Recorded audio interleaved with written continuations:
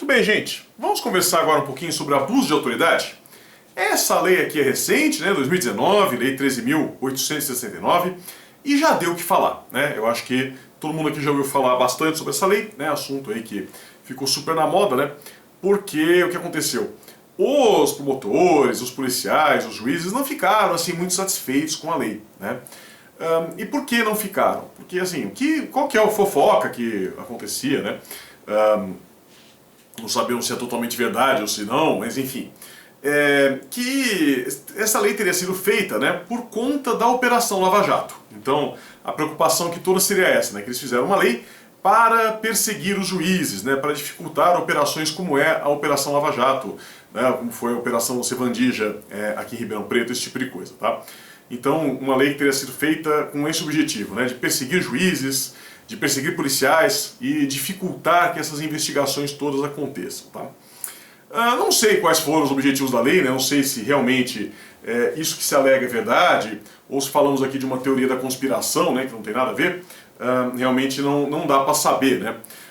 O fato é, gente, é que assim, sendo a lei boa ou ruim, aí a gente vai ver juntos aqui, né, se essa lei atende ao que se presta ou não. O fato é, a gente precisa muitas vezes, né, de uma regulação, de algumas regrinhas aí no que diz respeito ao trabalho de quaisquer autoridades, tá? Não estou falando só de juiz, né? Qualquer pessoa. Todo mundo tem que ter limites, né? A questão acho que toda é se os limites estão adequados, né? Então, eu acho que o questionamento que a gente pode fazer aqui é se essa lei está adequada, né? Se ela atende ao que se espera dela. Acho que essa aqui é a grande questão que vai aparecer aqui, tá? De qualquer forma, né? A gente vai ver aí com o tempo, né, exatamente como que ficam essas questões todas. Por hora, o que podemos dizer? Que falamos aqui de crimes funcionais contra a administração pública, né? Então, o que nós temos aqui? Outros crimes funcionais, além daqueles que já tem no Código Penal, né? Você sabe lá no Código Penal a gente tem prevaricação, concussão, corrupção passiva, peculato, né? São todos crimes funcionais, crimes que são praticados por funcionários públicos. Aqui a gente vai ter também outros crimes funcionais, né? Que vem aqui nessa legislação extravagante, que é 2019, que revogou a lei que existia até então, né? Então, a lei anterior está revogada.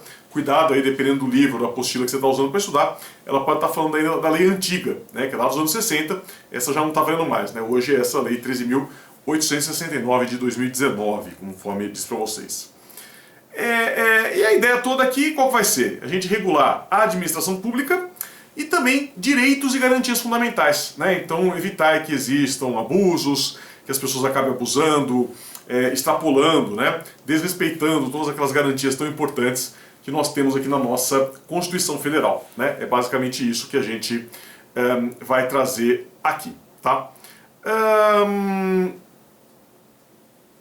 O que é importante aqui é que a gente vai ter aqui conceitos muito amplos, né?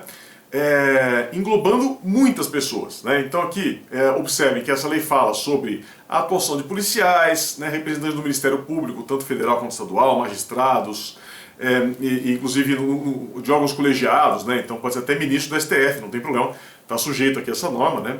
E também no que diz respeito aqui à violação de prerrogativas dos advogados, tá? Então o conceito mais amplo possível, né? A gente vai ter aqui muita gente que em tese pode ser responsabilizado nos termos dessa lei.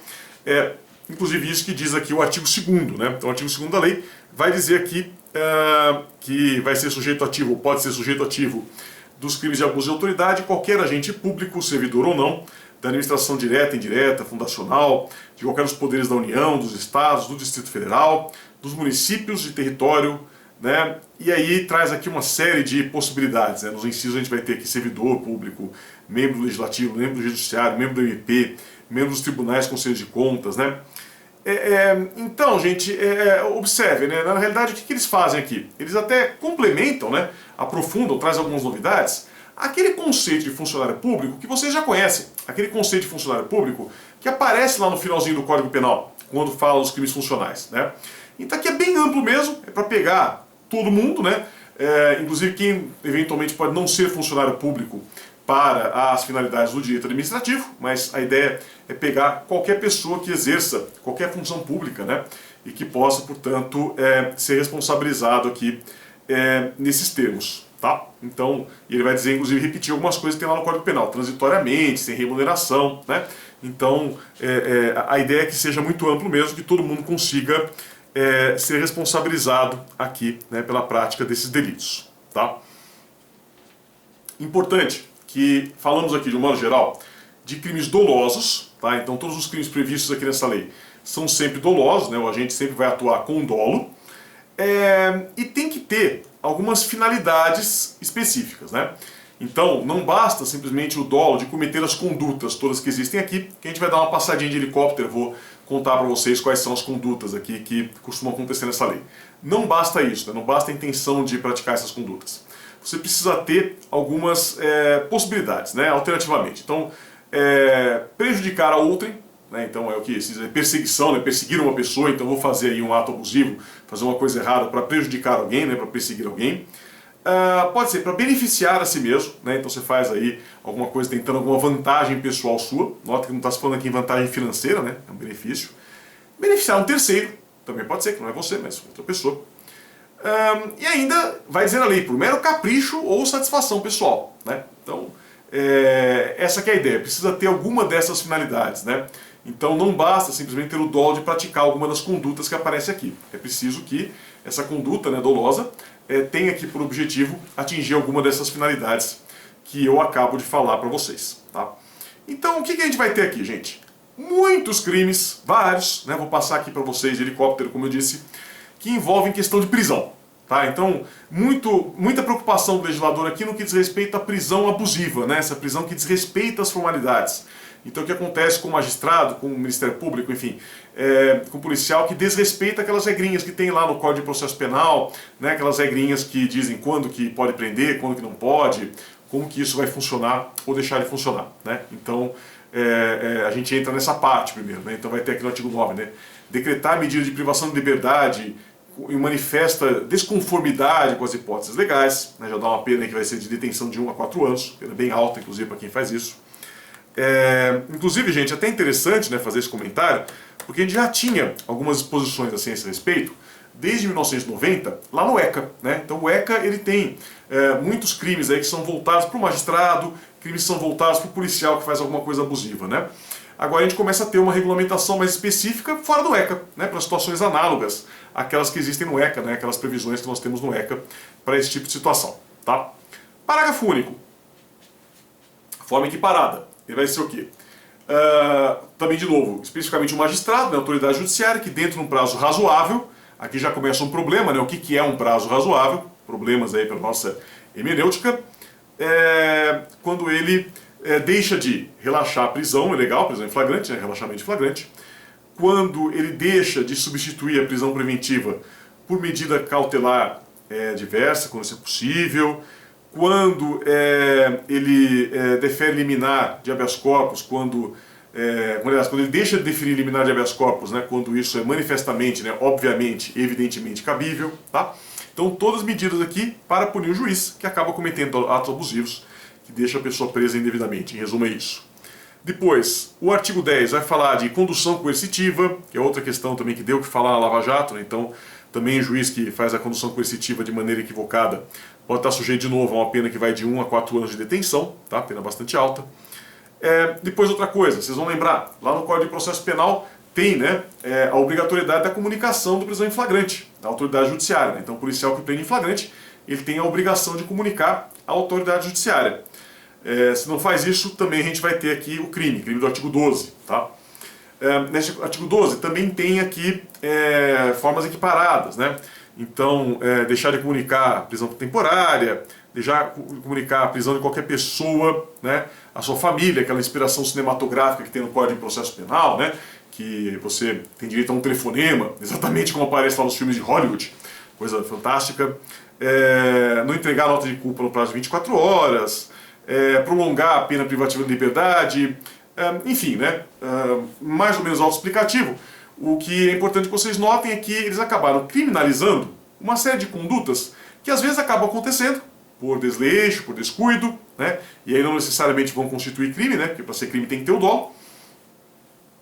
E que não eram assim diretamente criminalizadas, né? Acabava entrando muitas vezes como prevaricação, né, como outros crimes funcionais que já existiam no Código Penal. Agora a gente começa a falar sobre isso, e aqui nesses artigos, especificamente no que diz respeito à questão de prisão. Tá? Ainda falando de prisão, o artigo 13 vai falar de alguns atos abusivos que podem ser praticados contra o preso, especificamente. Né? Então o que vai ter aqui, por exemplo, né, constranger o preso mediante violência ou grave ameaça a exibir o seu corpo, a curiosidade pública, né? Então aquela coisa, vamos colocar na vitrine o cara, para todo mundo ver quem é o bandido, quem que é o safado, né? Então você pode ter aqui esse crime. Ou ainda, situação vexatória, não autorizada pela lei, né? Então aquela ideia toda de proteger o preso, né? 14 na mesma linha, vai falar fotografar ou filmar, permitir que fotografem ou filme, divulgar, publicar fotografia ou filmagem de preso.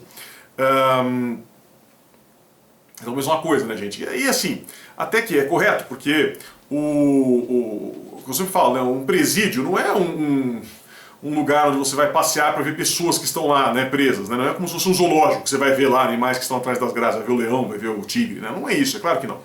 Então, isso é um resguardar o preso, que é importante, né, que é certo, o legislador, não vejo problema nenhum nesse dispositivo, muito pelo contrário, né, acho que é um dispositivo que vem em boa hora, e até mesmo porque ele faz algumas exceções. Então ele fala que de situações em que isso é permitido, né? Então, quando você tem situação aqui no parágrafo único, né, que isso vai ser para produzir prova de investigação, né, ou é para documentar as condições de estabelecimento, coisa muito comum.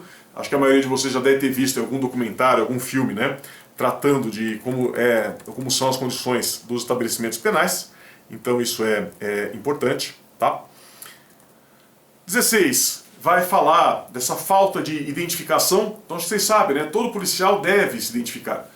Preferencialmente, nem sempre isso vai ser possível, mas preferencialmente, se for PM, já na própria farda, né? Vai ter o nome do sujeito lá, né? Vai estar escrito lá Silva, né?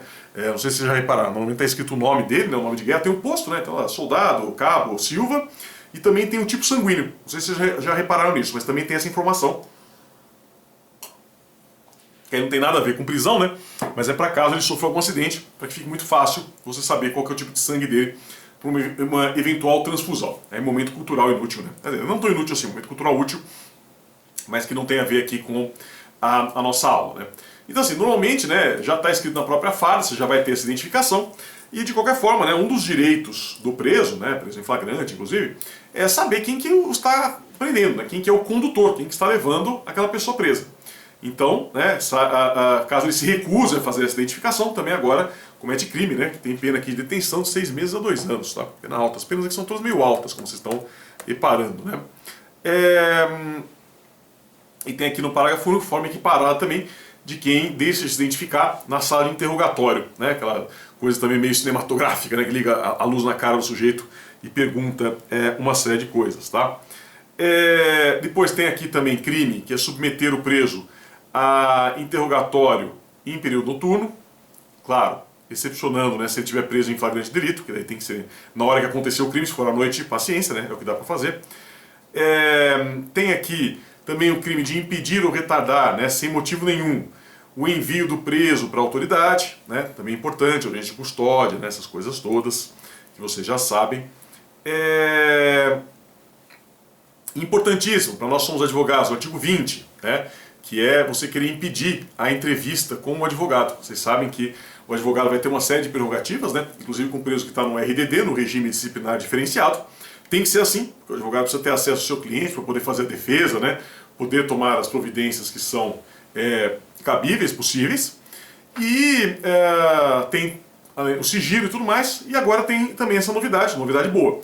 Então, se você impede aí o advogado de ter contato com o seu cliente, pode cometer aqui esse crime também, né? Também vai gerar aqui essa questão, tá? Depois, no 21, vamos falar de pessoas que mantêm presos de sexos diferentes na mesma cela, que também não pode. Vocês sabem que nós temos presídios masculinos, né, e presídios femininos, então também hoje é crime, que dá de 1 a 4 anos de detenção, tá?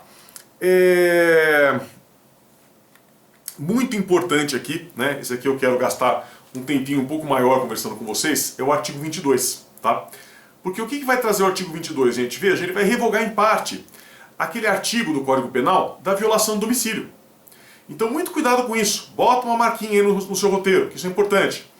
Vocês estudaram lá no Código Penal, né, quando vocês estavam lá no 2º, 3º ano da faculdade, que existe o crime de violação do domicílio, né, e que para que não tenha violação do domicílio, isso tem que ter uma situação de flagrante delito, tem que ter uma situação de ordem judicial durante o dia, uma situação de emergência, né? Alguma coisa assim, vocês aprenderam tudo isso. Então vejam, né? Até entrar em vigor essa lei, quando a polícia, por exemplo, praticava a violação do domicílio, acabava sendo responsabilizada nos termos do Código Penal, tá? Tanto que às vezes dava aqueles problemas, né? Porque claro, nós temos excelentes policiais e acredito que seja a maioria, tá? Eu acho que a maioria dos policiais são bons profissionais, trabalham com seriedade. Mas nós temos aí, às vezes, profissionais que não são tão bons assim, como em qualquer carreira, né? Da mesma forma que tem professor que é ruim, tem advogado que é ruim, tem policial que é ruim também. E aí tinha muito essa questão, aliás, tem ainda, né? O policial que entrava na casa dos outros aí, atrás de droga, né? Tenho certeza que o cara tinha droga lá e não encontrava droga nenhuma, né?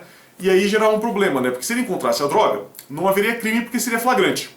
Como ele não encontra a droga, então aí você pode ter uma responsabilidade criminal aqui por violação do domicílio, tá? Então esse tipo de coisa, antigamente você saía pelo Código Penal, agora vai ser esse artigo 22 da Lei de Abuso de Autoridade. Cuidado, que ele vai dizer assim, ó: invadir ou adentrar clandestina ou astuciosamente ou à revelia da vontade do ocupante, imóvel alheio ou suas dependências, ou nele permanecer nas mesmas condições, sem determinação judicial ou fora das condições estabelecidas em lei, tá? Então é uma violação do domicílio funcional, digamos assim, né? Você não vai ter mais essa violação do domicílio do Código Penal, sem essa aqui mais específica com pena mais alta, tá? Essa aqui é a ideia que vai aparecer aqui, né? Aí temos aqui as exceções, que são muito parecidas com as do Código Penal, né? Então, se for um acesso autorizado, não tem crime. Se tiver mandado judicial, né, também não tem crime. Enfim, né, são algumas regrinhas lá parecidas com a que vocês já conhecem, né? Se tiver socorro, emergência também não. Enfim, né? Outro problema muito sério, artigo 23, é a questão aqui do sujeito que vai lá e modifica, né, alguma coisa, né, no local que aconteceu algum crime. Então muda alguma coisa de lugar, limpa alguma coisa, suja outra coisa, né, com aquele objetivo de tentar jogar a culpa para alguém, né, de aumentar a pena de alguém, enfim, aquela conduta que também às vezes acontece, né, de alguns maus policiais, como disse, quero crer são minoria, que pegam e modificam o local do crime, né, modificam as circunstâncias para atrapalhar a perícia, para eventualmente fazer com que outra pessoa pareça culpada, né, que não efetivamente quem deveria ser responsabilizado aqui, tá? Então a gente vai ter esse crime aqui, né, que tem detenção de 1 a 4 anos e multa, tá? Cuidado com isso, né? Isso aqui é importante. Depois a gente ainda tem aqui o artigo 24, que vai falar em constranger o funcionário ou empregado de hospital, né, com a intenção de forçá-lo a atender pessoa que já está morta. Isso aqui é uma coisa interessante, muito grave, muito séria, não deveria acontecer, mas às vezes acontece, né? Então aquela coisa, a pessoa já morreu, mas para tentar mudar alguma coisa aí no crime, ou mudar uma tipificação, né, afastar a responsabilidade de alguém, e vou lá e força o médico, né, força o enfermeiro, falando, está vivo, atende aí, e na realidade a pessoa já está morta, né? Então isso é uma coisa importante que a gente observe, tá? Depois, vamos ter aqui também artigo 25, muito importante, voltado à obtenção de prova ilícita, né? Também você vai ter aqui problemas, né, eventualmente, com isso. Prova ilícita, vocês sabem que é uma coisa que dá pano para manga aí no Código de Processo Penal, né?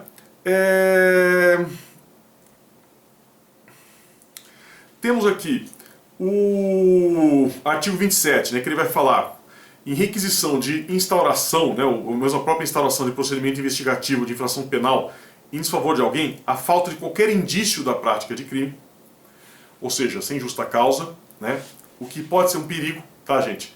Porque, claro, você pode ter a situação, né, do policial mal intencionado que pega e cava lá, né, qualquer coisa para iniciar um procedimento totalmente indevido, né, um procedimento que não deveria acontecer, que está errado. Isso pode acontecer, né?